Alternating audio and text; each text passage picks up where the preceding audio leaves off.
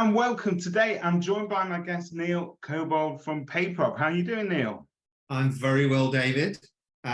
Always a pleasure.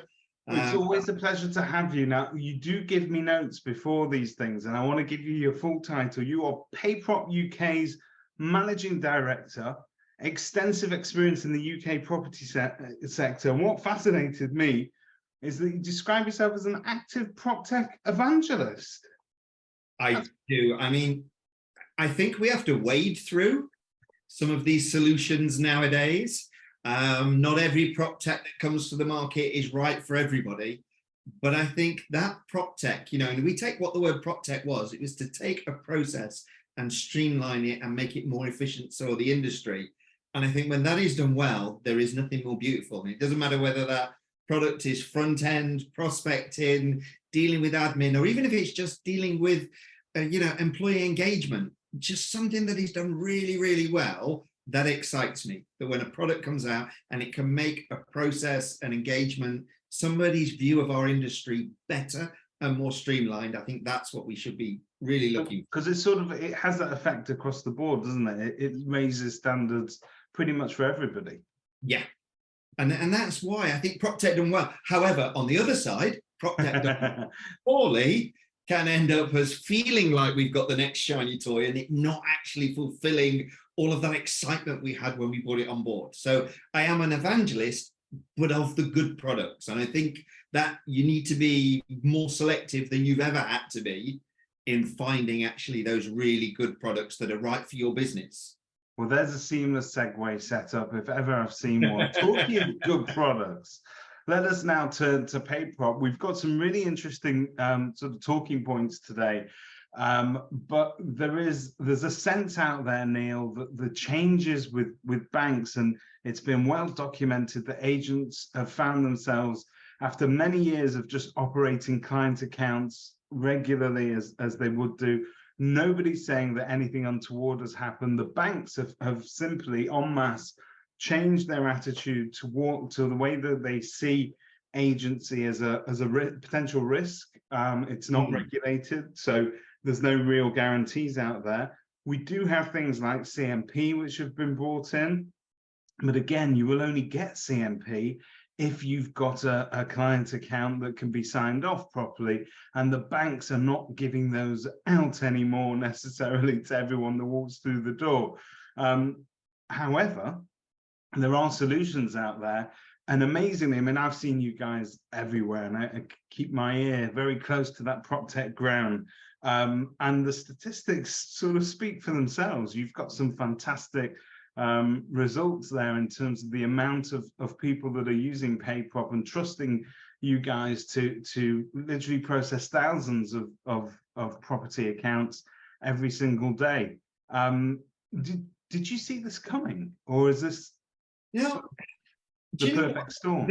I'm not going to say the regulatory framework hasn't benefited people like ourselves, because it has, but that was never why we did it. The need for a client account, and if you just need a client account, you don't necessarily need PayProp. You need an account.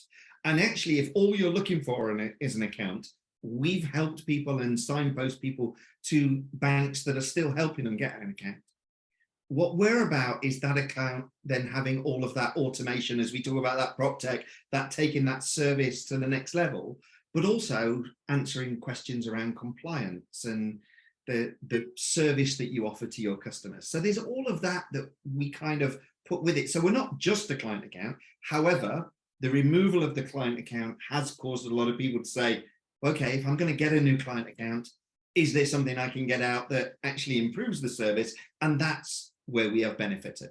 But I still speak to a customer, if they've lost a client account and all they want is a client account, we might not be the right solution for them. So what advice would you then give to people who are finding their client accounts shut down? I mean, what can letting agencies do to protect their businesses? Is there something that we could be doing to be proactive about it? Because some people haven't had that dreaded letter yet, have they?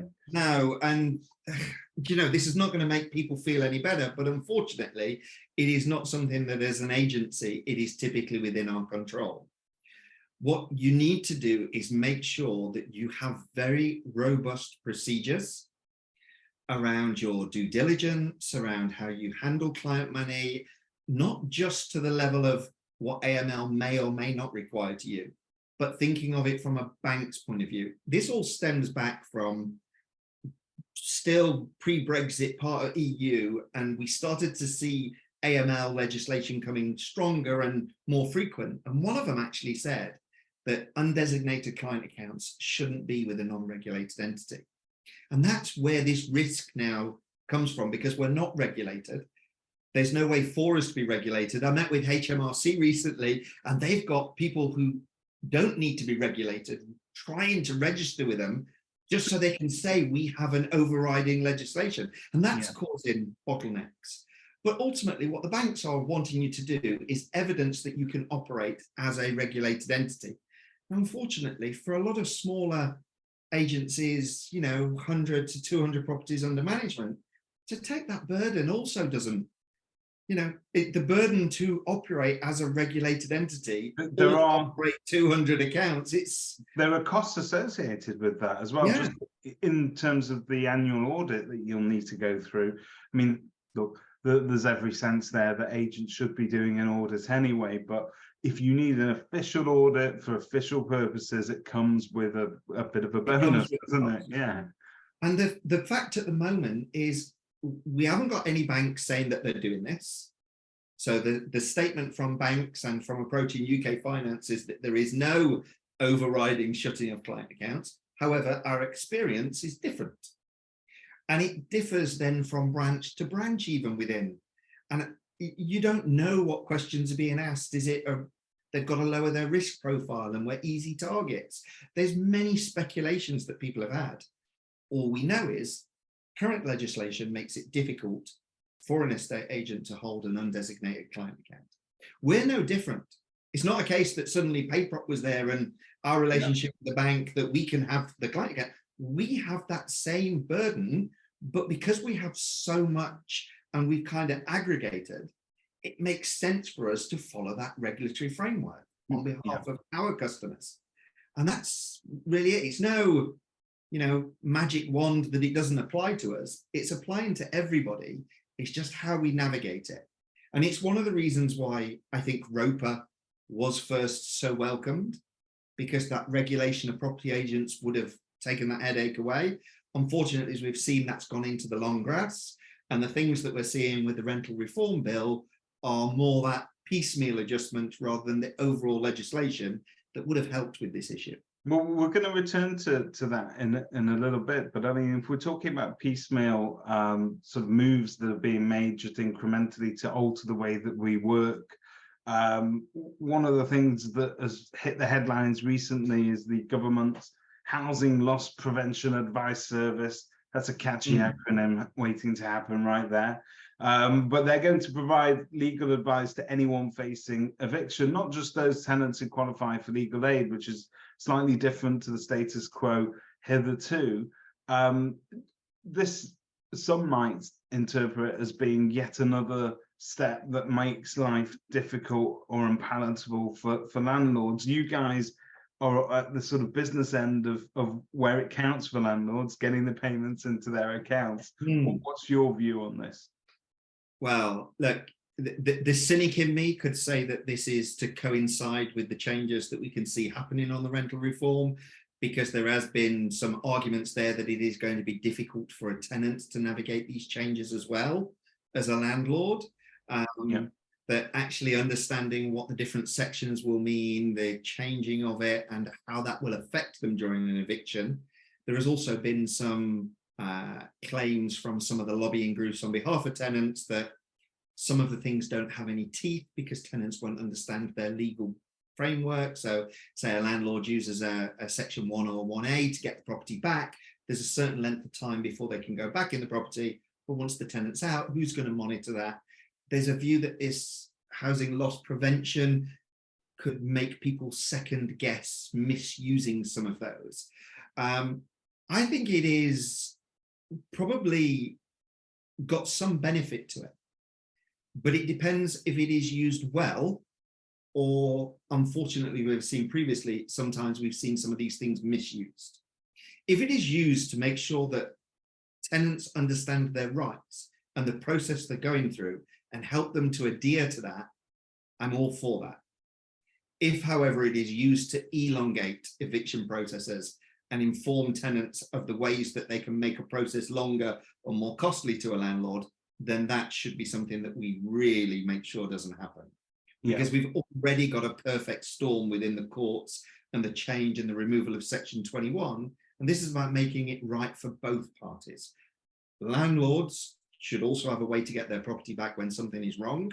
Tenants should be able to know what their rights are and follow it legally. But we need to balance that for both. And I think for those solutions to work best, you do need buy-in from both the groups, not just one. So you can't just have something that over-represents tenants or over-represents landlords, but something that will take the views of landlords, agents, and tenants into account, because ultimately it has the best chance of succeeding if an agent's able to actually say to a tenant, listen, look, there is that, you know, service there for you to use. It might be able to give you some advice, but an agent will never find themselves giving that advice to a tenant if they feel that it's actually counter to their position. So it's an interesting balance. Go get your advice, and on advice it says, look, this is going to go to court and you are going to be evicted. Don't wait to be evicted. Go find a new property now, because this is completely within their rights and everything here stacks up them using this ground. Then that's great. That's almost, then it becomes like a pre-court mediation service that allows the tenant to know this is going through and they are doing everything within their rights. Unfortunately, as we've found with some tenant services, what has happened is this is how you can hold out until the last possible time, costing the landlord or the agent or any of the people involved in the property cycle extra money. That wouldn't be welcome. So I think it's all going to come down to not this prevention service or the advice. I think everybody's worry is, what will the court capacity be like if we no longer have accelerated possession and everything must go through court? Very true. How do we make sure that that happens in a speedy fashion where it needs to, protecting all parties? And that's where I don't think anybody quite yet has had a view that, okay, I see how that is going to work. Because those courts famously are still playing catch up. We're still sort of hanging on from that post-COVID era, and it's still not even that. We're still hanging on. We can't recruit enough judges. Yeah. You know, I speak to David over at JMW. Yep. Provides a lot of advice into the Lettings Industry Council, and we did a round. Right. Yeah. One of the things that he mentioned was at the last round, they wanted 100 and they got less than 50. So if you can't even get 50% of what you know you need to get to deal with capacity, and you're now going to increase capacity, it's not a difficult maths question to realize something there's got to give. So I think in the lettings industry and certain pockets of the property industry, we find ourselves almost acting as ancillary services to government. So there, you know, AML is something that we very much have had to take on board. So we're seen as being that first line of defense in terms of checking people's finances, and so on. And then, you know, before that, controversially, we had the whole right to rent checks that were being done, and we all felt like we were being asked to become a little bit like an extension of border control.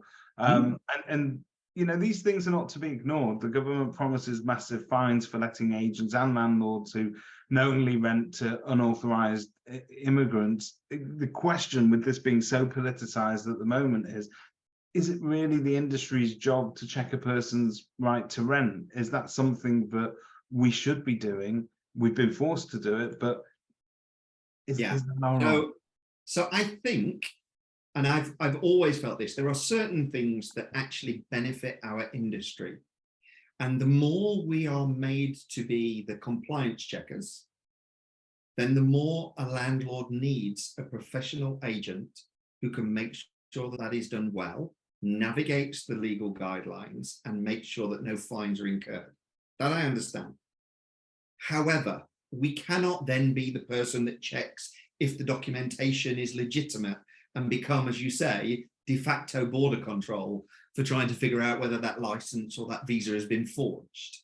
That's not the expertise of a property professional. So we should have correct procedures, guidance, and things to go through to make sure that we've followed the correct due diligence on that. But I think that underlying, if somebody is being a level of criminality, cannot always fall onto the agent to have to find that. I think that becomes unfair. And that balance is, I think, difficult to find with things like the right to rent check. And especially when you then see some of the fines that are levied, where things are done, and it's always difficult to understand whether that was actually a procedural issue or actually was that the documentation that they were provided. And I think that is where people would like some clarity, because if you're making sure that I make the person give me the information, and if that information is seemingly valid, I have followed my procedure, as opposed to they give me that information and I now need to be a fraud expert and be able to inspect all of that documentation and decide whether that is legitimate or not. I think that's where we have this. And whenever they bring in anything new legislation, I think that's the guideline. We're property experts. If it's something that we should be deemed to be providing advice as an expert on, then that's fine, but we're not border control. So knowing whether the visa stamped on a passport is valid, unedited, or able to use to be set, or the settlement letter is valid and not a forgery, that's not within our expertise. Knowing what they should provide for a property and what a landlord should be asking for, that's the expertise that they're coming for. Yeah, and I think it would also be, I suppose, a much better business environment for a tenant to be able to walk through the door of a letting agency without really feeling like the guys in there are going to be scrutinizing them on that sort of level. You're going to purchase a service at the end of the day. It's an essential service. It's a roof above your head. It's everybody's human right. But, you know, there is work that goes into it. And sometimes we have, in any event, the propensity to walk into a bad relationship with a client because we have to ask difficult questions. That can be the start of it, can't it? And it can. And I mean, if we look at, and it'd be interesting to look at the statistics, and it's not something that I have access to, but I'm pretty sure it's something the government will be able to assess. When they relaxed the right to rent and allowed us to deal it in a digital manner, did they see more failures? Were there more people providing wrong information, or actually did that speed up the service and actually have no knock-on effect? I mean, that'd be the kind of stats that I would hope somebody's looking at when they look at these things, because again, procedure for procedure's sake, when it is something like that, as you said, a right of somebody to have a roof over their head, that's when it becomes problematic, because you feel that they're just putting stumbling blocks in the way sometimes, and you're not quite sure of the benefit. You know, everybody's got the EPC, and it's now was relaxed on the update, and everybody did it because what it was said. But now if you look at, we've got it on our survey results, how many people actually ask for an EPC? How many people evaluate it? Where we've got more than 230,000 non-compliant EPCs currently, no enforcement. So what's actually, for the people who are going through all these hoops, what does it actually mean? Yeah, I think that. And are we being put through those hoops with no, where you've got sort of, you know, regulatory bodies that don't have the resources or the teeth really to necessarily police it properly? You're right, there is that sort of disjointed balance there, but I think it sets the tone for wider discussions that are happening within the industry about changes that are going to be brought in. And you guys are, as ever, ahead of the curve in trying to go out there and getting people's opinions. Now, I know you can't talk about it officially because the results are not yet collated, but you must have some indication.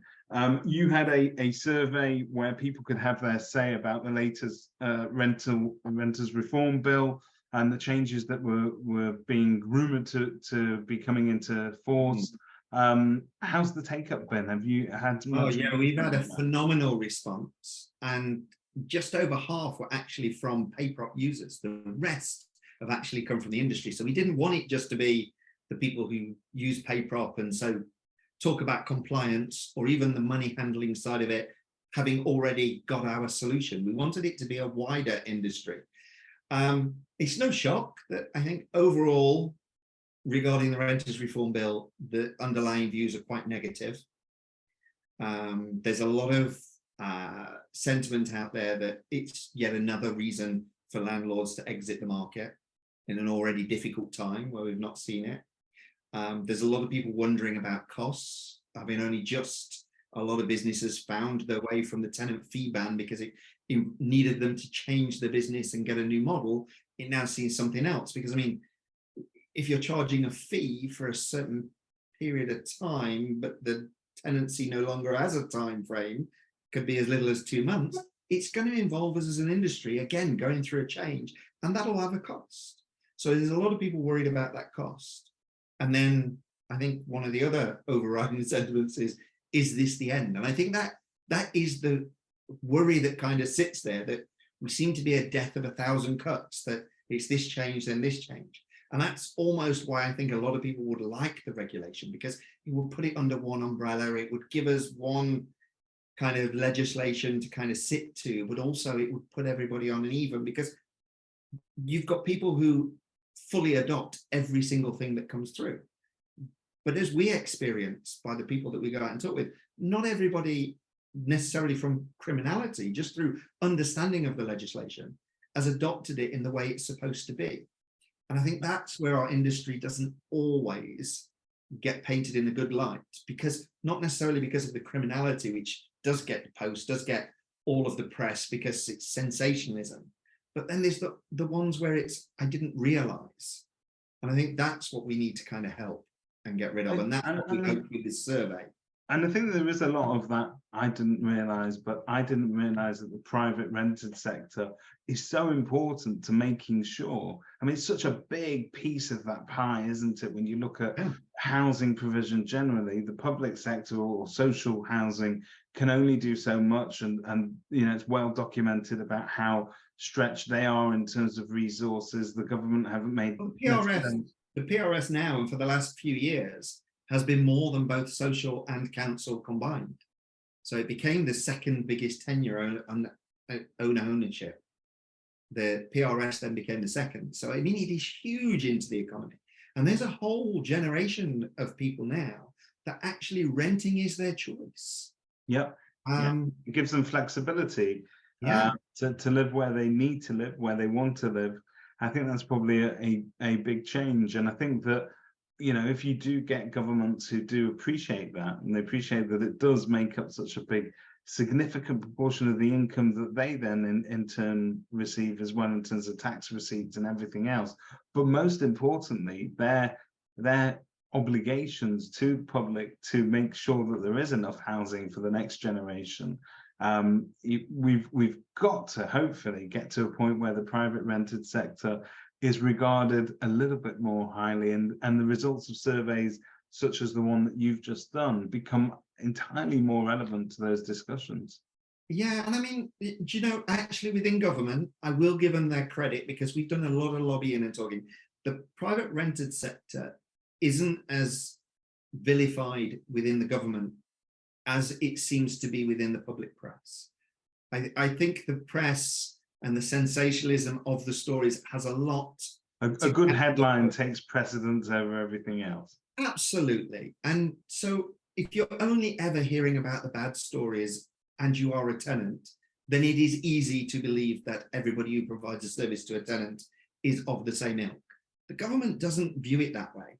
I do think there are differences to how they view the PRS and its future between Conservative and Labour. But I think both of them understand its, as you say, its importance to the economy. I think the difficulty that they've got in the environment that we're in is there is a lot of noise from tenant services about poor property and poor services. There's not enough in our industry, and the government says it, about us singing praises and things that are done well. And if they only ever hear the voting public giving one side of a story, it makes it very hard.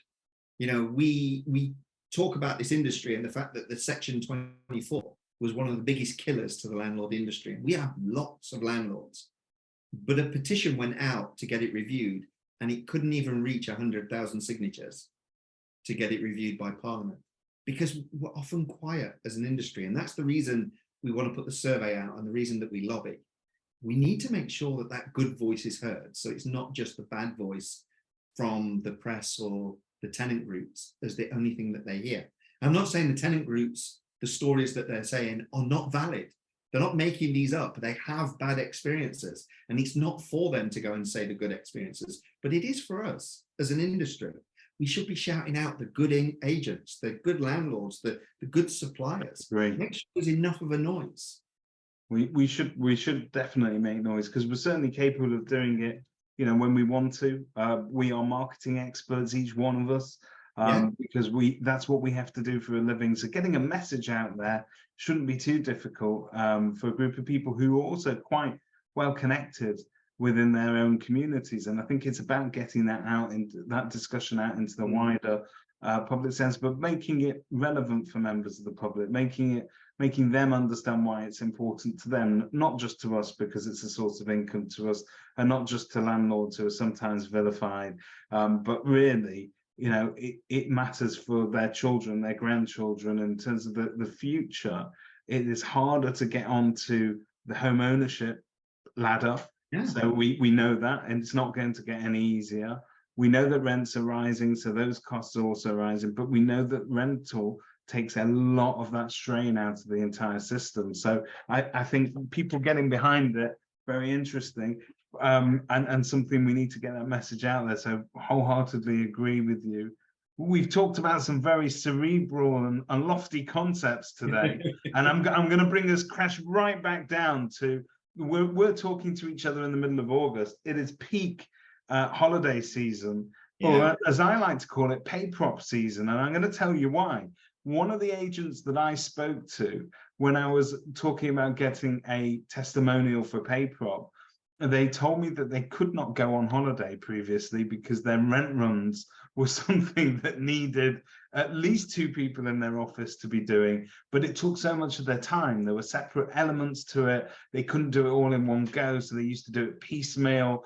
And now, famously, he stated that he goes on holiday, he still does the rent run, but he does it from the comfort of the poolside. So you know, that's an amazing accolade right there. And if you don't believe me, the statistics are there. you processed 2.3 billion pounds worth of rent in 2022 to 23 for over 500,000 active tenancies.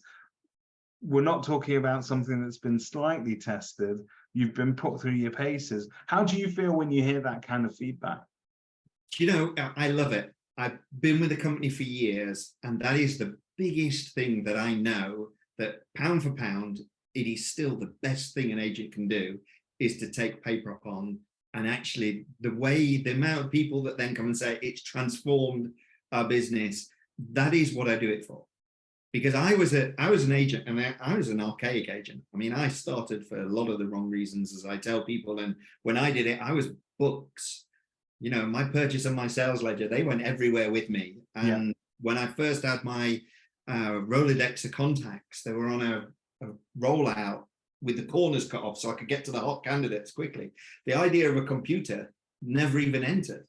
And I've used lots of different systems over the time, but I actually saw PayProp before I actually approach it, as it was being looked at to enter the UK market. And I was just blown away with it, because I was like, if I was back as an agent, I'd have taken this. And when we get so many people that say, I wish I'd have taken it sooner, I can't believe how it's transformed our business. How are we doing it before? Even down to David Votto, who was at another business when he first saw it, and came to us and put it down. He said, I can tell you now, this is the first piece of software I'm buying for my business because I know I need it. And it's things like that, that's why we constantly need to be fighting and making sure that this product stays out there and stays relevant and helps people with compliance so that they can continue to have that peace of mind. And that's what I want. It's not, it can do this, it's got this button. And in the day and age where we're having serious conversations about how AI might affect the future of you know, job security, we're all worried that a computer's going to take our job. Let's make this absolutely clear. Taking PayProp into your business and integrating it isn't there to replace anybody. But what it will do with that saved time, you can then utilize those skills and those resources that your team have, and have them actually doing things that are productive. So it's not a replacement, absolutely not, but it will give them time. And I'm sure there are Your loads property of managers and your finance team didn't want to join an agency to become a glorified bank teller. Yeah, they absolutely. came because if they're finance, they want to add value. And if they're a property manager, they want to service customers. And that's all PayProp's doing. It's freeing them that time again so they can do what they want to do within their job.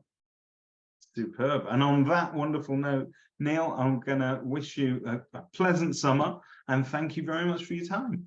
No problem at all. Pleasure as always, David.